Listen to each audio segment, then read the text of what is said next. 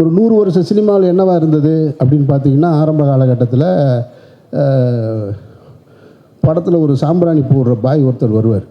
அப்புறமா என்னென்னு பார்த்தீங்கன்னா, கறிக்கடை பாய் ஒருத்தர் இருப்பார். அப்புறம் அது தாண்டி என்னவா இருந்துச்சுன்னு சொன்னால்,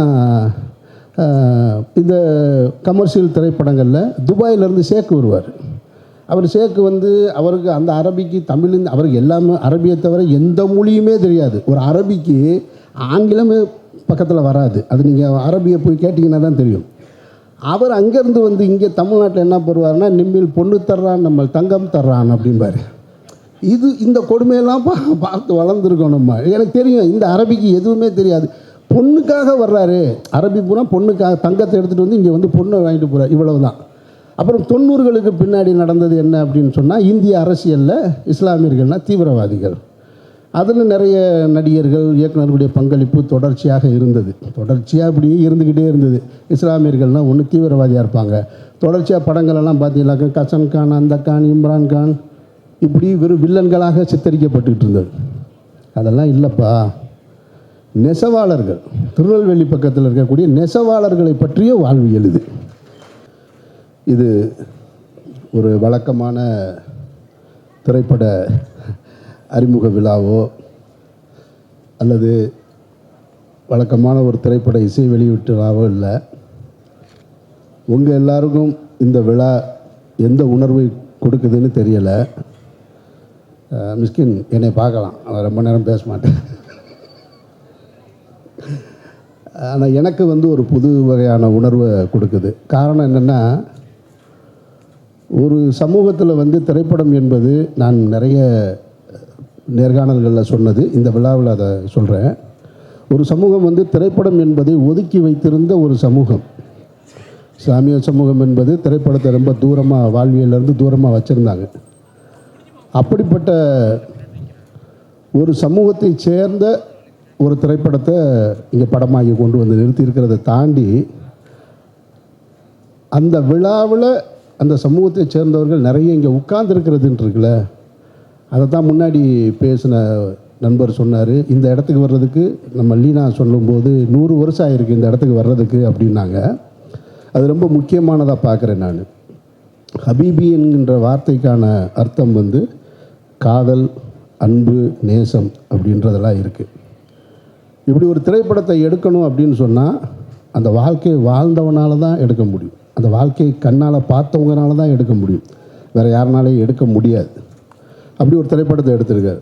இதற்கு முன்னால் தமிழ் சினிமாவில் ஒரு இஸ்லாமிய பின்னணி கொண்ட ஒரு கதையை எடுத்திருந்ததில் மிக முக்கிய பங்கு வச்சது, இங்கே நிறைய பேர் அதை சொல்லாமல் விட்டுட்டாங்களேன்றது எனக்கு வருத்தம். ஆனால் நானும் சொல்லாமல் போகக்கூடாது. என்னுடைய அன்பு சகோதரன் சேரன் தான் அது ரொம்ப முக்கியமான காரணம். அவருடைய திரைப்படம் வந்து பொக்கிஷம் வந்து ரொம்ப முக்கியமான ஒரு திரைப்படம்.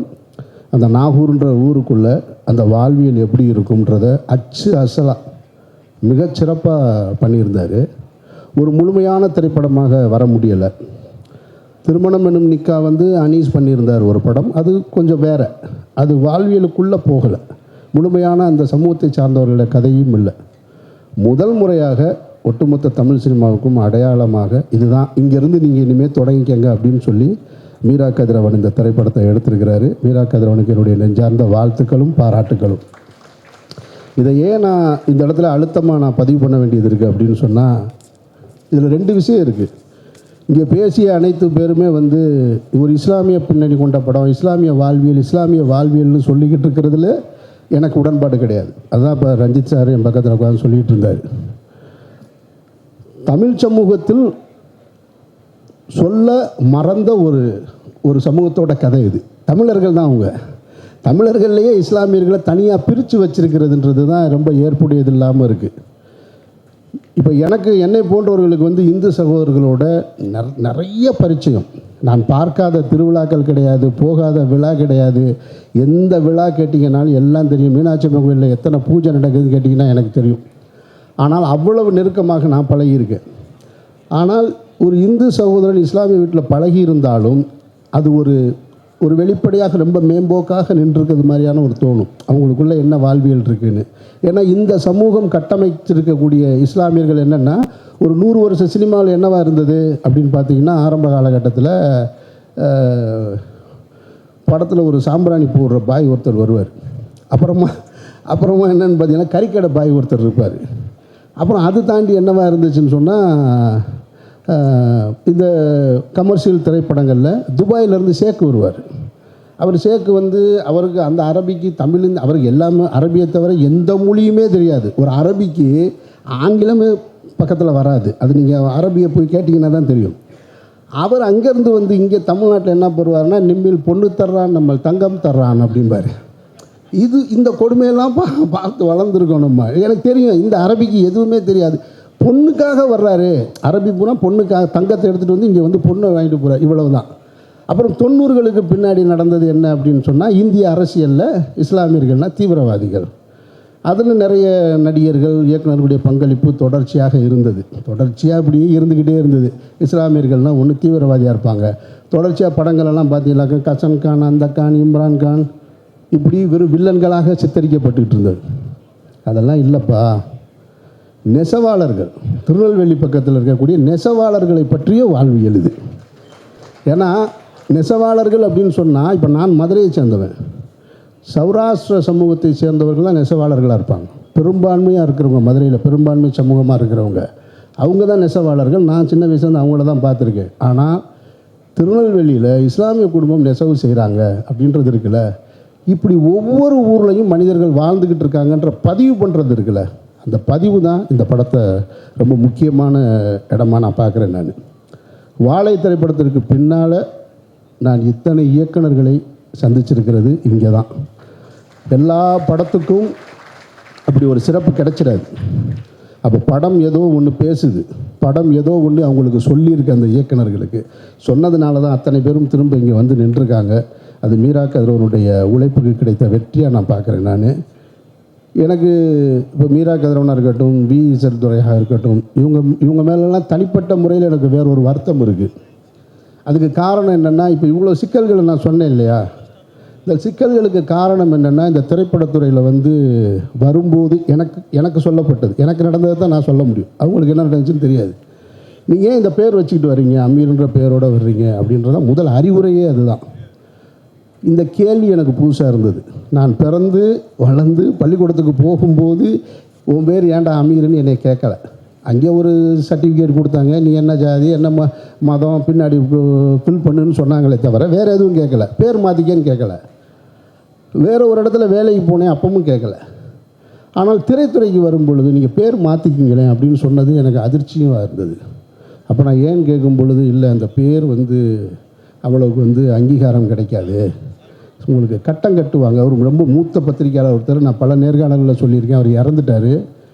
அப்போ நான் சொன்னேன், இது என்னுடைய தாய் தகப்பை வச்ச பேர், இந்த பேரை மாற்றிட்டு இப்படி ஒரு அடையாளம் எனக்கு தேவையில்லை அப்படின்னு சொன்னேன் நான்.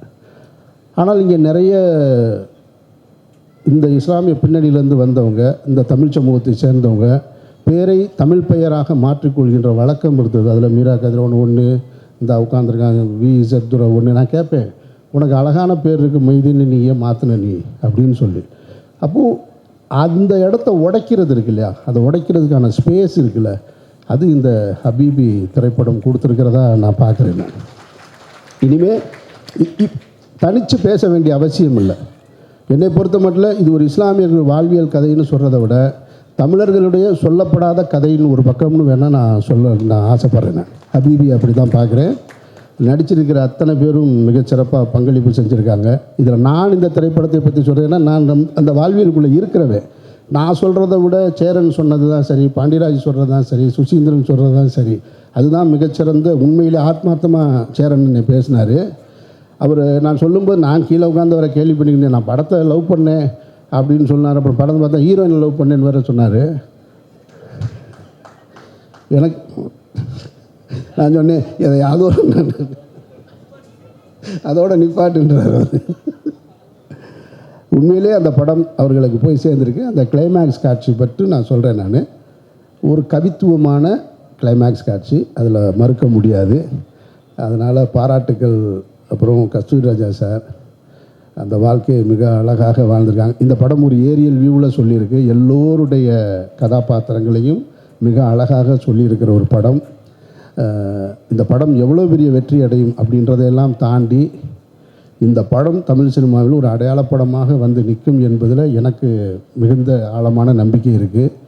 படத்தின் நாயகன் வந்து ஈசா, அவன் எனக்கு உறவு, எனக்கு சொந்தக்காரப்ப, அதனால் ரொம்ப நெருக்கமாக இருக்குது. சாம்சிஎஸ் சொல்ல வேணாம். அப்புறம் சக்கரியாவுடைய திரைப்படங்களை பார்த்து பிரமித்தவன் நான். சக்கரியாவை இங்கே சந்திக்கக்கூடிய வாய்ப்பு கிடைச்சது.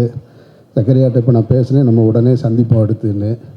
இப்படி நிறைய நட்பு வட்டங்களை கொண்டு வந்து சேர்த்து உண்மையான அன்போடு இந்த யார் சொன்னால் துரை தான் சொன்னான்னு நினைக்கிறேன். இது வந்து மீரா கதிரவனுக்காக வந்ததில்லை, இந்த படத்துக்காக வந்ததுன்னு நினைக்கிறேன் நான்.